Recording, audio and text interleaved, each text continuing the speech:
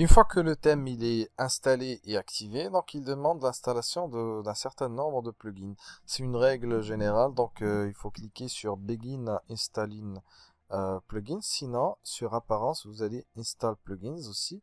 Donc on clique sur Begin Installing Plugins. On trouve un certain nombre de plugins. Donc la première chose à faire, c'est de cliquer ici. Et voilà, et après vous allez cliquer sur Install. Sinon, si vous êtes sur un plan voilà, qui est perso, quelque chose comme ça, sur l'hébergement, et que vous n'avez pas suffisamment de ressources, etc., vous pouvez installer un par un, parce que le fait d'installer tout ça en même temps, ça peut poser des problèmes de performance, voilà, voilà, donc de mémoire surtout, d'accord? Pour notre cas, on va tester avec la première option, donc celle de cliquer ici et tout sélectionner. Après, voilà, cliquer sur choisir install, donc après cliquer sur appliquer. Donc souvent, on rencontre des problèmes à ce niveau et au niveau de l'activation. Donc si vous remarquez qu'il y a un problème à ce niveau, c'est normal parce que là, on est en train d'installer des plugins. Alors les plugins, une fois ajoutés sur le serveur, bien sûr, il peut y avoir un problème, voilà, durant le process. Heureusement pour nous, donc il n'y a pas eu de problème. Donc je clique sur Return to Required Plugins Installer et après je clique sur ici, voilà, et cette fois je clique sur Activer pour activer tous les plugins. Alors certainement ici il y aura peut-être des problèmes avec l'activation, donc je clique sur Activate. Et normalement, vous pouvez activer un par un si vous avez que 10 ou 12.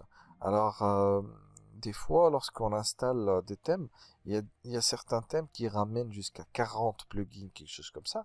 C'est beaucoup, d'accord? C'est énorme. Et vous devez, voilà, donc prendre 3 par 3, 4 par 4, quelque chose comme ça, et les activer, les installer d'abord, tous, et après activer 3 par 3, quelque chose comme ça, pour éviter des problèmes. Donc ici, peut-être que, je dis certainement, j'aurai un message d'erreur, quelque chose comme ça, et je dois rafraîchir la page pour revoir en fait un par un les plugins, est-ce qu'ils sont activés ou non. Voilà, donc on attend, et après, on aura bien sûr ici tout activate si il me reste des choses à activer, donc je vais cliquer sur tout activate pour les activer à nouveau. Voilà donc un message d'erreur, donc il faut juste rafraîchir la page et je vais réaccéder à mon site web pour que je puisse réactiver les autres plugins. Voilà, donc qu'est-ce qu'il me reste ici comme plugin? Donc je pense il y a aucun plugin voilà, qui reste. Il me reste WooCommerce, mais je vais pas l'updater maintenant. D'accord? Voilà, donc je peux laisser ça pour après. Voilà, une fois que c'est activé, plutôt c'est installé et activé, c'est bon. Donc on commence à avoir d'autres plugins qui vont s'ajouter ici, comme celui-là, donc Mailchimp for WooCommerce.